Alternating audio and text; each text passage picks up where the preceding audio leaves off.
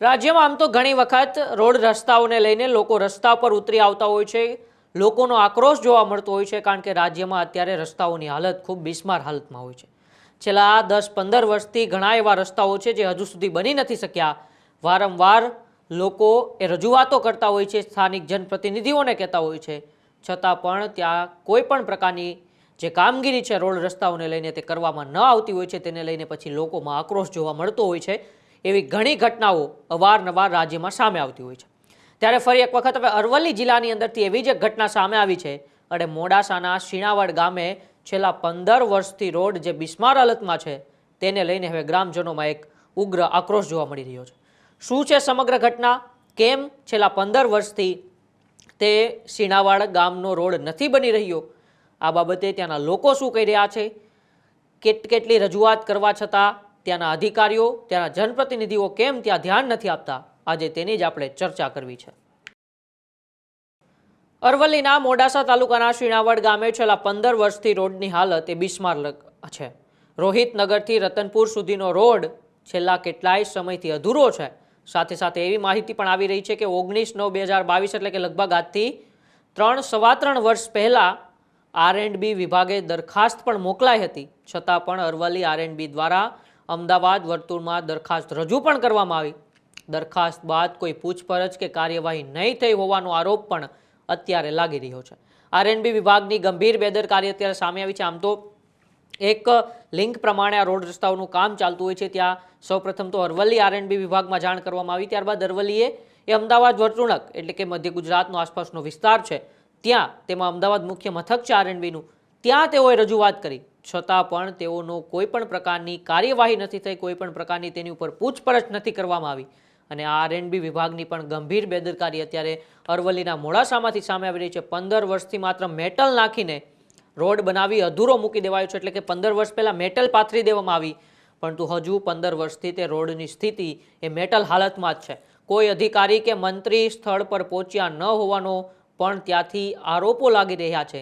તો આસપાસનો જે વિસ્તાર છે એમાં લગભગ 800 ઘરની વસ્તી છે, એટલે કે જે ગામડા છે તેમાં 800થી વધુ ઘર, એટલે કે લગભગ સમજો ને કે 2000થી 2500 લોકો ત્યાં રહે છે।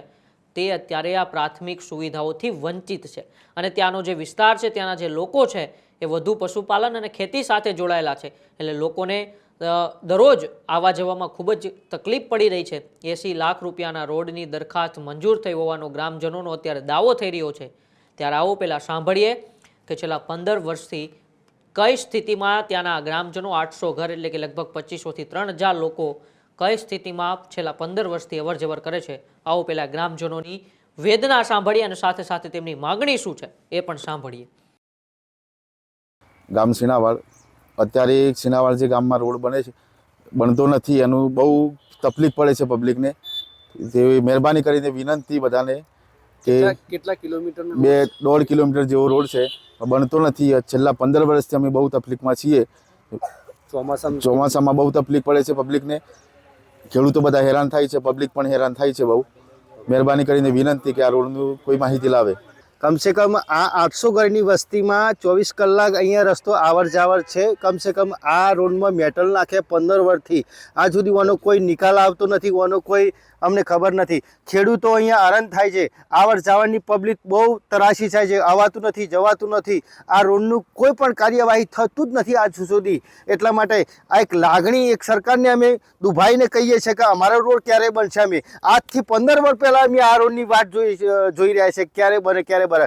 800 ઘરની વસ્તી અહીંયા આવર જાવર, અહીંયાથી રોહિતના ઘરથી રતનપુર ટચ થવાવાળો રોડ અને 24 કલાક આવર જાવર પબ્લિકની અહીંયા ચાલુ જ છે। ખેડૂતો બહુ હેરાન થઈ રહ્યા છે, એના માટે અમે અમારા દુઃખને તમારી સમક્ષ રજૂ કરીએ છીએ। એનાથી અમે વેદના શું કરી શકીએ।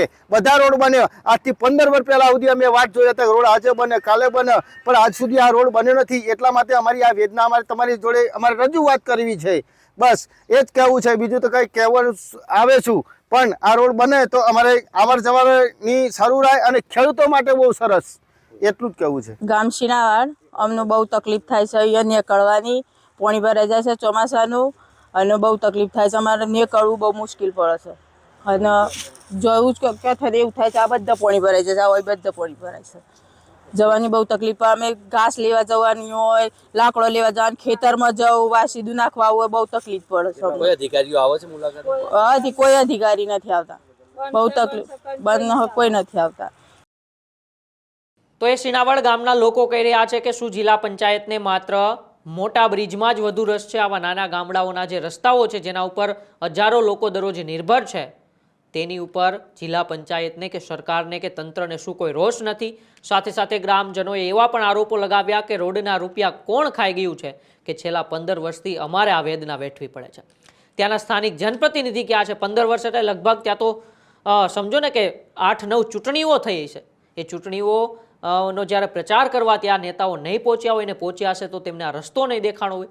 રાજ્યના હજી એવા કેટલાય વિસ્તારો છે જેમાં પ્રાથમિક સુવિધાઓ નથી મળતી. એ છોટાઉદેપુર જિલ્લાનો આદિવાસી વિસ્તાર હોય કે પછી હવે અરવલ્લી જોઈએ કે આપણે સૌરાષ્ટ્ર જોઈએ, હજુ એવા ગામડાઓ છે ત્યાં એમ્બ્યુલન્સ પણ નથી પહોંચી શકતી. ત્યારે તંત્ર પર, ત્યાંના જનપ્રતિનિધિ ઉપર અનેક સવાલો ઉઠતા હોય છે. માત્ર અમદાવાદ, સુરત, વડોદરા કે રાજકોટ જેવા મહાનગરોમાં તમે હાઈ ક્લાસ રોડ બનાવી આપો એ તમારો વિકાસ નથી. છેવાડાના માનવી જેમના દ્વારા તમે ચૂંટણી જીતીને આવો છો, જેમના દ્વારા તમે એસી ઓફિસમાં બેસી શકો છો, એમને પણ પ્રાથમિક સુવિધાઓ મળવી જ જોઈએ. એ જ તમારો સાચો વિકાસ ગણાય. તંત્રને, ત્યાંના સરકારને એટલે કે ત્યાંના જનપ્રતિનિધિઓને પણ જાણવું પડશે ત્યાંના ધારાસભ્ય ક્યાં છે, ત્યાંના સાંસદ સભ્ય ક્યાં છે, જ્યાં લોકોના મત માગવા તો આવે છે પરંતુ છેલ્લા 15 વર્ષથી આ સીનાવડ ગામના લોકોની જે તકલીફ છે કે એને રોડ રસ્તાઓ વિના પશુપાલન સાથે જોડાયેલા લોકો છે, ખેતી સાથે જોડાયેલા લોકો છે, તેમને કેટલી અવર જવરમાં તકલીફ પડતી હશે ને છતાંય 15 વર્ષથી આ ગામ લોકો સહન કરે છે તે તકલીફને. આખરે તો પોતાને આક્રોશ, પોતાની વેદના ઠાલવવા માટે હવે તે મેદાને આવ્યા છે અને તેઓ એવા આરોપો લગાવી રહ્યા છે કે શું જિલ્લા પંચાયતને અમારા ગામના રોડમાં કોઈ રસ નથી, કારણ કે એને ફક્ત મોટા મોટા બ્રિજમાં જ રસ છે. તો એ પણ જિલ્લા પંચાયતના સદસ્યોને અને અધિકારીઓને જાણવું જોઈએ કે મોટા બ્રિજ પહેલાં નાના જે ગામડાઓ છે જેમાં હજારો લોકો દરરોજ અવર જવર કરે છે તે લોકોના રોડ રસ્તાઓ બનાવવા તમારી પહેલી પ્રાથમિક ફરજિયાત હોય છે. કારણ કે પ્રાથમિક સુવિધા લોકોને મળવી જોઈએ.